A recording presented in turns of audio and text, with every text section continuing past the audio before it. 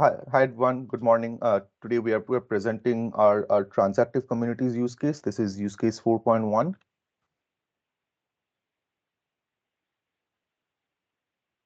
So this use case is sort of divided into two phases, and I think what we will do is we'll sort of discuss the phase one a little quickly because that's what we have been developing for the last couple of years, and then we'll jump on to the phase two, which has been new development. As we all know that the distribution systems are sort of there's an ongoing transformation happening where passive networks are becoming increasingly active distribution networks with increasing number of DERs. So as customers are becoming more and more intelligent with their generation and also with their intelligent resources, they are trying to become involved in consumer-centric economies. So the first phase of the project, we were sort of aiming to design some retail level markets, which are consumer-centric markets. And in the second phase, we are sort of seeing what are the impacts of these consumer-centric markets as they start getting integrated to wholesale markets. So in the first phase, we had developed a community-centric market where a group of consumers would sort of pool their resources together to form communities. And how would these communities sort of interact with each other in terms of enabling them to act as grid edge resources? In the second phase, we're working towards understanding how would the traditional markets, how would the wholesale markets get influenced when such community markets sort of evolve. So towards that effort, we are working towards developing a wholesale market emulator. We'll share some progress of how we have been working and making progress towards that. And eventual goal would be to sort of try to see the interaction of these different markets simultaneously operating. So the community-based market that we have developed is basically an example of distributed markets or distributed coordination strategies. We're solving the optimal dispatch problem in a distributed way, and we have sort of implemented a multi-settlement architecture towards these community-based markets. And as you can see in this sample figure that we have, sort of the communities exchange informations with each other until they decide to a common price and quantity, and then based on that, they sort of dispatch their resources. What this does in terms of a Helix use case is that presents a Helix use case on distributed optimization and co-simulation. We have been using Helix publications and inputs basically to demonstrate how the dispatch commands are being communicated between DERs and the communities. We are using Helix endpoints to emulate communication between the communities and DSO during the iterative market clearing cycles. And we've also used Helix filters to emulate asynchronous communication delays during these iterative market clearing and also find out the impact of convergence as communication sort of gets more and more influenced with delays or packet drops that can happen in reality. So uh, some quick results. We demonstrated this on a template 123 bus system, divided it into a set of communities. What we found out that the communities can work together in terms of deciding their own prices. This is a sample price which the system operator imposes, and the communities can work together to sort of identify their own prices. This is given by the orange and the green curve. And as you can see, when the system input prices are really high, the communities can just work together to operate on their own resources and thereby decide their own prices. This had the cleared quantities and dispatches. As you can see, that they mostly sort of try to export power from the operator when the prices are relatively cheaper. When the price gets expensive, they sort of start utilizing their own internal resources and thereby minimizing the export from the DSO, eventually getting to zero, which means that during these intervals, they're sort of acting as grid edge systems. The bottom two figure also shows the impact of asynchronous communication. So when we had asynchronous communications with these communities trying to send information among each other, which is that the market settlement sometimes doesn't solve. And as the market doesn't solve in these intervals, we can see that there are heavy erroneous dispatches that might occur. So can also tune our algorithms in terms of how much time does it take for these asynchronous communication, how to make them delay prone and robust. Now, the current implementation that we had for the community-based market was basically where we assumed that these communities were relatively small and their penetration was not enough to sort of hamper the wholesale prices or the operator imposed prices. Now, what we are envisioning is that as the number of these retail community markets starts increasing, we would see that this quantity of the amount that they are trying to export from the operator would start to vary significantly. And as the quantity sort of starts varying increasingly, that would impact the prices that are being imposed by the system operator. So as the number of retail markets over the grid edge starts operating, that'll increase the variability at the DSO level, and a variability of quantity at the DSO level would cause a variability of the price at the wholesale level, and that price would eventually trickle down to the communities and can create stability issues. So to understand this, we are sort of trying to also develop an wholesale market emulator using existing tools, and then understand the benefits of and the impacts of how these community-based markets can have on the system level operation. So with that, I'll hand it over to Jacob. And Jacob, you can tell me to move to next slide as you feel. Yeah, thank you. So go ahead and move on to the next slide. So again, continuing with that, the idea being that we want to really see the impact of these things at a larger level, and so to do that, we're combining this this simulation with an overall wrapper to allow for communication with Helix, as well as a simplified platform to be able to run these simulations so that other people can look at this as well. So you can really answer questions like, okay, when you have this level of penetration, this level of load variability, what is really happening on a larger scale? And so if we move on to the next slide.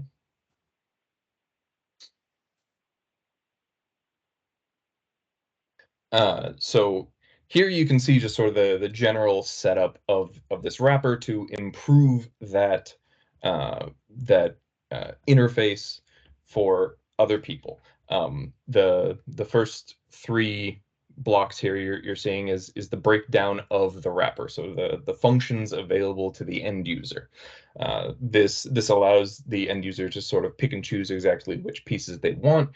It simplifies that interface, so you don't need to be fully knowledgeable about the intricacies of mat power or most any of these scheduling tools to figure out these optimizations. You can see in that that third block there that you've got a number of functions available to you, so you can really pick and choose which pieces you want. If you want to run a day ahead market, you find that run day ahead market function, really simplifying this tool and giving it to more people. To set that up, you just need to have your data for the simulation and then set up the configuration file, simple JSON file. We've shown an example for the simulation that we use. That's there on the far right. 2 minutes left. Okay, move on to the next slide. So here you'll see the simplified 8-bus system we use to simulate the ERCOT region of Texas. We did our simulation for 2016 data in the middle of August. Those top two graphs there, you can see on the left the actual by type generation that was done during this, and on the right you can see what our simulation shows. You can see there the total generation as well as the profile is largely the same. One of the other functionalities that we include in here on top of flexibility is temporal hour-based flexibility. In the bottom left graph there, you can see the bottom graph shows the free flexibility that you can give as a percentage of your total load throughout the day, and the graph just above it shows what happens for dispatch in this case at the second bus, the top trace being what happens with no flexibility, the bottom trace being what happens with 20% flexibility. And as you can see, the separation at the beginning of the day when prices are low is not that full 20%, and in the middle of the day when prices are higher, it utilizes that full 20%, with the temporal flexibility moving between it as you suggested. Then the bottom right here just also shows a general idea that when you increase flexibility, you can decommission more generators. There's just fewer generators committed when you have the higher flexibilities. Go ahead and go to the next slide. And so here we're looking at between day ahead market and real time market, where you have any disagreement between those in terms of location marginal prices, you're ending up with a certain level of inefficiency. The graph on the right shows that I believe the best that was created by taking the real-time market prices and subtracting the day-ahead market prices. The top graph is where you include that flexibility in both the day-ahead and the real-time market. Whereas the bottom graph is if you only have flexibility in the real-time market. You don't coordinate that flexibility during the day-ahead scheduling. And so you can see the when you fail to coordinate, there's a lot more variation, there's a lot more spread, there's a lot more market inefficiency going on if you fail to coordinate. And so that helps us show the benefits of coordination when you have these localized markets and you allow them to coordinate with the larger market in day-ahead scheduling. Go ahead and move on to the next slide. Dave, I'm going to interrupt. We're 2 minutes over our time already. So, terribly sorry. Is there something you want to finish off really quickly? And yeah, the last slide will be just moving forward where we can take this. You take these market simulations with these localized communities, and it really allows you to go through what if scenarios.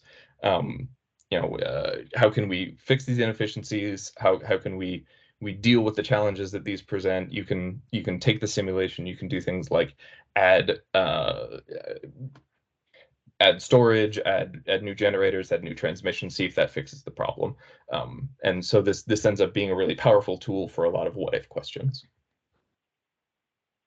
Thank you very much. Appreciate it. All right, we have just about 1 or 2 minutes here for questions. Any questions from the audience?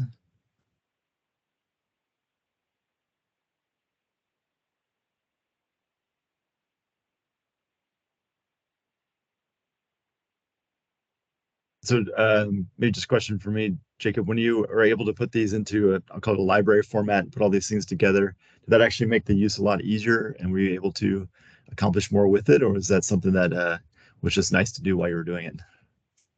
I think it makes it available to other people quite a bit.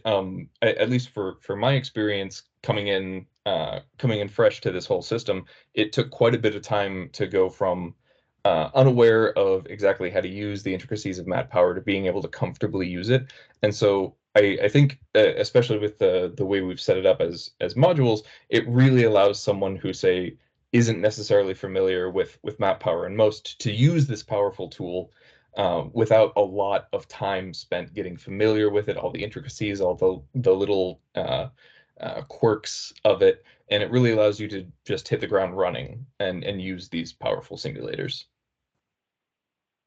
And Brian, I see you got your hand up. Yeah, no, thanks for the presentation. I had somewhat a similar question, I guess, which was trying to understand the different pieces that might be used by others in the future. So certainly there's this higher level interface in the Matt Power. Is that something that stands alone or only works with Helix? And then also on the Helix side, I understand there may be kind of a Matt lab level interface as well as the Matt Power interface and possibly another one on top. I was wondering if you could sort of tease out those differences and how other people might use them in the future too. Yeah, okay. So in general, yeah, thanks for going to this slide. The as of right now in the simulation, we're not having to use Helix because we're using historical data. We have all this locally, and so the Matt Power wrapper alone is kind of working these things through. But you don't have to have all of your data locally. You can use Helix to get your data from these other simulations. And so the idea being that you can just use this wrapper in order to simultaneously run every part of the MATLAB simulation. And so with that, through Helix, you can run that simultaneously with your other simulations to get them to combine together for the MATLAB full simulation to give you the answers you're looking for. Does that answer your question? Yeah, I think so. It helps. It sounds like at the very least, the idea that the Matt Power wrapper you've built could be used with or without Helix. So that's pretty cool to see. I guess when it is connected into Helix, are you relying on did you write something straight into the Helix interfaces, or I think there's also like a MATLAB, not necessarily MATLAB, but MATLAB level interface that you could be building on? I wasn't sure how that looked. Yeah. So Yeah, I'm going to take that. I'll leave this to Monish could probably answer this better. So yes, Brian, what we are doing is we're sort of using the MATLAB bindings or the Octave bindings of Helix, basically the Mat Helix, and on using those interfaces to sort of build up some modular functions of preparing the Helix config, starting a Helix federate, requesting for day ahead real-time bits, sending out allocations. So we've sort of custom made those functions, and essentially with inputs like what are the buses that co-simulating with real-time market, or what are the buses that are co-simulating with real day-ahead market. With just these inputs from the user, we would sort of auto-populate the configuration file, we auto-populate and set up those day-ahead market bids and day-ahead market allocations and real-time market bids and real-time market allocations. So someone won't have to probably go and code up everything and would just call out suite of functions that they want to set up their wholesale market interface, basically. Oh, yeah. So it sounds like MATLAB interface or MATLAB Octave interface, this wrapper you've got, and then together you get this thing that works with both Helix and other spaces. Yeah, very cool. Thanks.